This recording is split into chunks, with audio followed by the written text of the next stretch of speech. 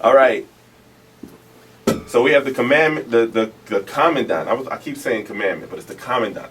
Okay. So we have the commandant of the Marine Corps, General James Amos here. It's Marine Week in Cleveland. Welcome to Cleveland. Hey, thanks. I appreciate it. This is exciting, and we're happy to be here.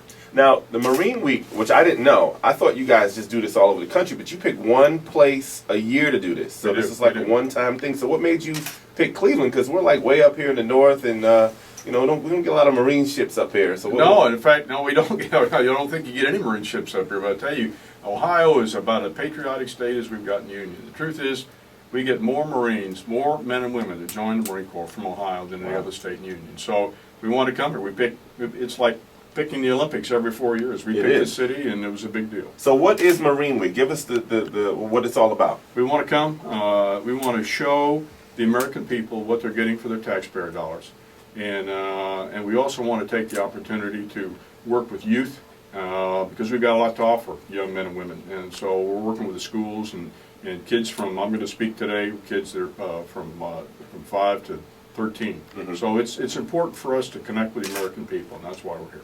So if I'm a young person and I'm getting out of high school and I want to go into the military, right, what is so special about the Marines? I know there's competition between all of the branches of the military. What is what's great about the Marines, and what do you guys do that really lead the way in the military? Well, I'll tell you, first of all the services are really, it's a good place. It's a good time to be in U.S. military. I mean that. I work with all the services.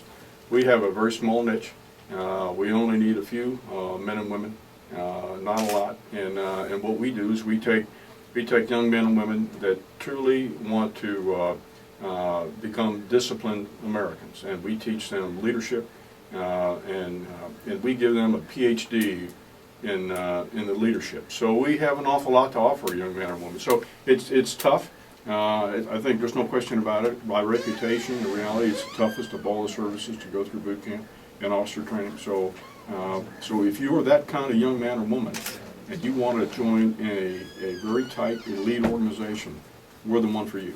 So what is it? So you said it's tougher than the Army and anything else going through boot camp? Absolutely. Really? You bet. We had 12 weeks of nothing but pain, and when you come out the other end, when you go to boot camp, mm-hmm, we bring you in, mm-hmm, and we take you from being an individual where you entered boot camp and you were thinking about yourself, mm-hmm, where you forget all about yourself. When you come out 12 weeks later, it's all about the team. Do you remember when you went through boot camp? I went through officer candidate school. Yeah, I sort of do. Absolutely, I do. And so it really is a life-changing experience. It is, because when you come out, you don't care about yourself anymore. You just care about the team, mm-hmm, and it's the ultimate team sport.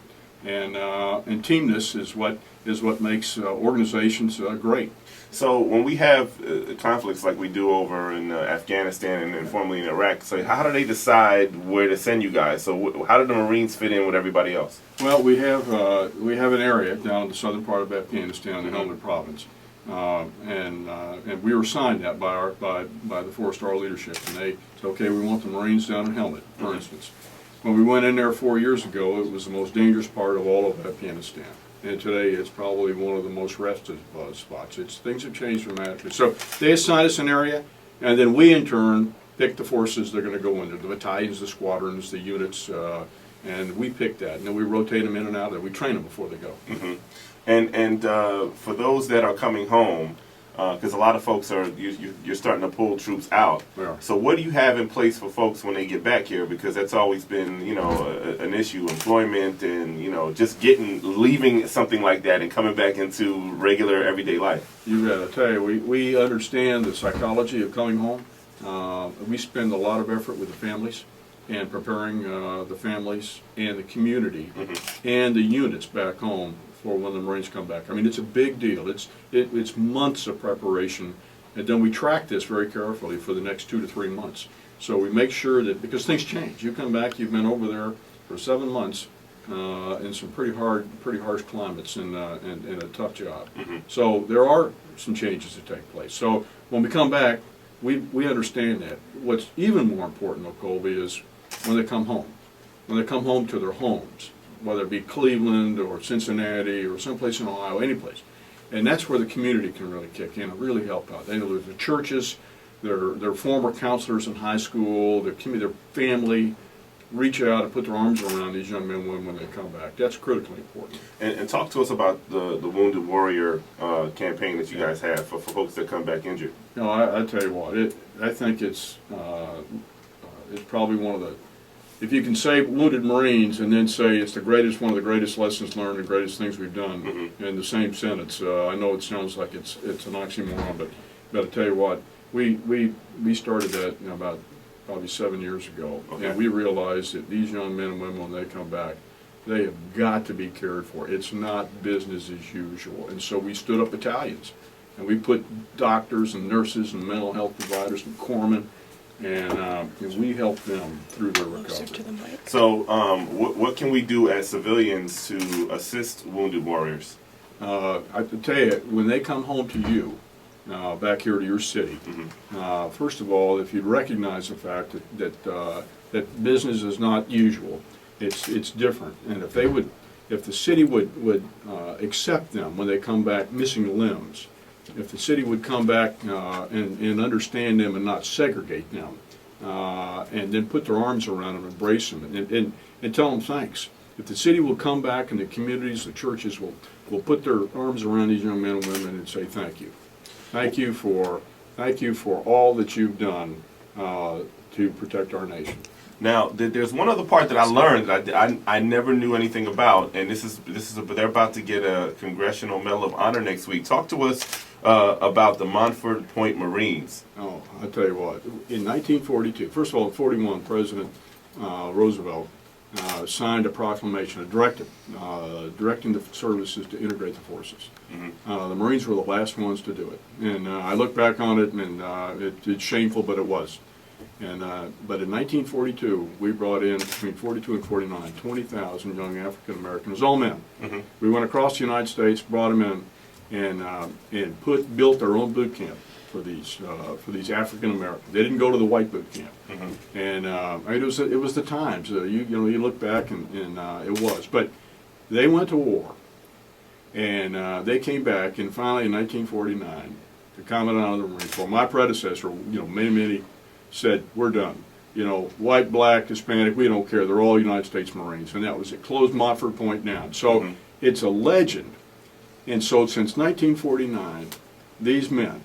And we've lost a lot of them. We've lost almost probably the lion's share of them. These men have gathered over the years and tried to organize themselves as kind of a collective body. But nobody's ever really given them their just reward. And about a year and a half ago, 2 years ago, we said, this is it, we're done. We're going to fix this for the Marine Corps, for the history of the Marine Corps. So of all the things, I've been in this job now for 20 months. Of all the things, all the decisions you make as a commandant, some of them you go, okay, that's a good one. I know that's it.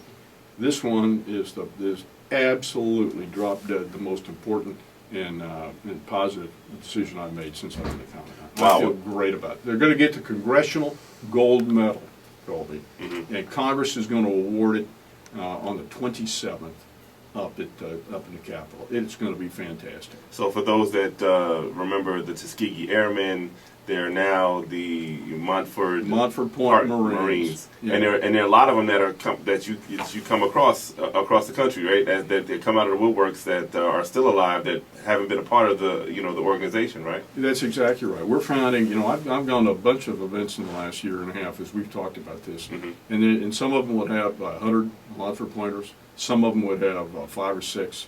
But there are 431 as of the day before yesterday. They're coming back to Washington. Since we started this effort with several members of Congress to actually issue the Congressional Gold Medal, we've lost, I think, 70 or 80 of them. They're all in their 80s. Yeah. And so time is of the essence here. This is really important to do this. I'm excited about it. I can't wait. And when you see these men, by the way, some will be in wheelchairs, and you'd think they're going to come angry, bitter. I was reading the Plain Dealer yesterday, and there was a great comment in there by one of your doctors in this town that was in Montford Point, and said, yeah, it was tough, yeah, all that, but the Marines taught me everything I knew about discipline and taught me how to taught me about myself and how much I could actually do and succeed. So it's exciting. I have not had a bad experience with this since we decided to do it. Well, everyone out there, you should do your homework and look up the Montford Point Marines. History I never knew of, but I know of now. Thank you, General, for coming by and talking to us today, and thank you for picking Cleveland for Marine Week. No, we're excited about it. I really mean that. And there was just a last comment on that. We looked at a lot of cities, and Cleveland, no kidding, jumped out. I told the mayor last night at dinner, Cleveland was clearly at the top of the pile for a host of reasons, not the least of which has been warmly received.